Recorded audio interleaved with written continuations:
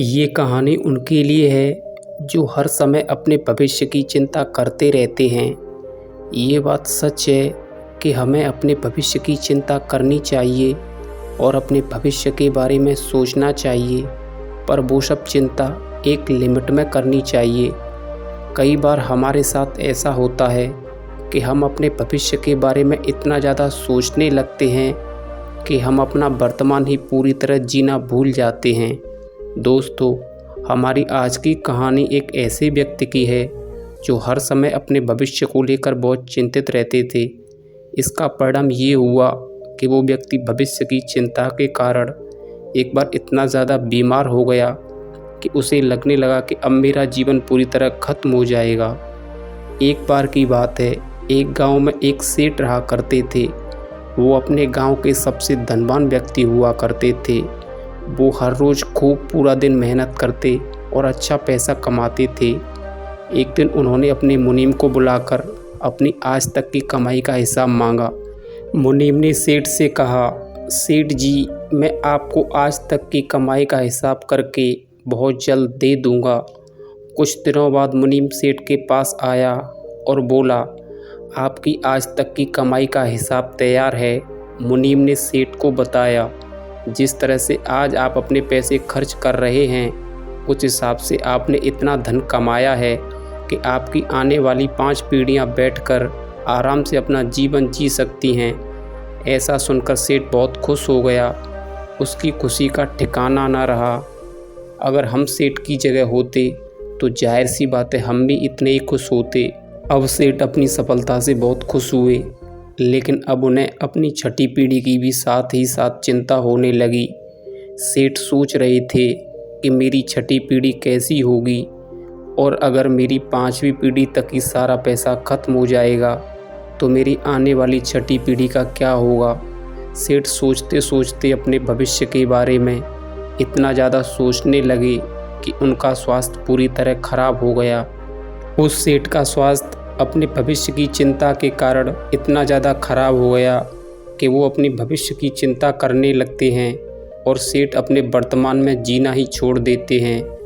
एक दिन सेठ का एक दोस्त उन्हें मिलने के लिए आता है और सेठ की ये हालत देखकर बहुत दुखी होता है। वह सेठ से कहता है कि सेठ जी, मैं आपको एक ऐसा उपाय बताता हूँ, अगर आप वैसा करोगे तो निश्चित ही बहुत जल्द ठीक हो जाओगे। सेठ ने कहा, मैं बहुत दिनों से बीमार हूँ, आप मुझे जल्दी से ठीक होने का उपाय बताइए। दोस्त ने कहा, ठीक है, आप एक पंडित को अपने घर पर खाने के लिए आमंत्रित कीजिए और हमारे गांव में जिन बच्चों को आसानी से खाना नहीं मिलता है, आप वैसे सभी बच्चों को खाना खिलाइए। आप निश्चित ही जल्द ठीक हो जाएंगे। सेठ ने कहा, ठीक है, और सेठ ने ठीक वैसा ही किया जैसा उसके मित्र ने उसको करने के लिए कहा था। वो अपने गांव के पंडित के घर गए और उन्हें अपने घर पर खाने के लिए आमंत्रित किया, लेकिन अंदर से पंडित जी की पत्नी ने आवाज़ लगाई कि आज तो हमें किसी और के यहाँ खाना खाने के लिए जाना है। दूसरे व्यक्ति ने खाना खाने के लिए पंडित को पहले ही आमंत्रित कर चुका था, तो फिर आज हम तुम्हारे यहाँ खाना खाने नहीं आ पाएंगे।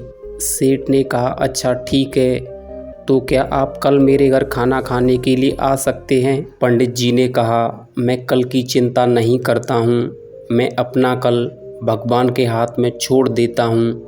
पंडित जी की बात सुनकर सेठ हैरान हो गए। बाद में सेठ को जैसा उसके मित्र ने बताया था, ठीक वैसे ही वह सेठ अपने गांव के उन बच्चों के पास जाते हैं जिन बच्चों को एक दिन में एक बार भी खाना ठीक से नहीं मिलता है। सेठ वहां जाकर उन सभी बच्चों को खाना वितरित करते हैं। खाना खाकर वे सभी बच्चे बहुत खुश होते हैं।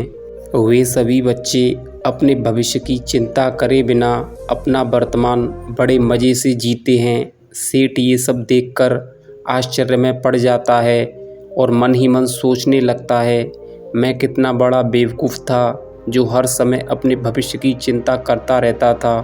अब सेठ को पूरी तरह समझ में आ गया था कि हमें कभी भी अपने भविष्य की चिंता नहीं करनी चाहिए, हमें सदैव वर्तमान में ज़िंदगी जीनी चाहिए। हम जब भी अपने भविष्य की चिंता करते हैं तो सदैव हमें उसका नेगेटिव प्रभाव देखने को मिलता है। हमें पूरी ईमानदारी से वर्तमान में जीना चाहिए। हमें कभी भी अपने भविष्य की चिंता नहीं करनी चाहिए। हम वर्तमान में मेहनत करके अपने भविष्य को उज्ज्वल बना सकते हैं।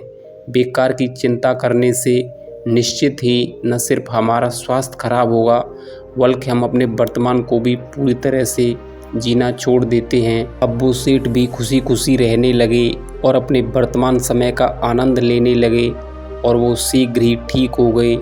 दोस्तों, इस कहानी से हमें यह सीख मिलती है कि हमें कभी भी अपने भविष्य को लेकर चिंतित नहीं होना चाहिए। हमें केवल अपने वर्तमान को अच्छे से जीना चाहिए। कैसी लगी आपको ये कहानी, नीचे कमेंट सेक्शन में हमें ज़रूर बताएं। साथ ही अगर आप हमारे चैनल पर नए हों तो इसे सब्सक्राइब भी ज़रूर करें।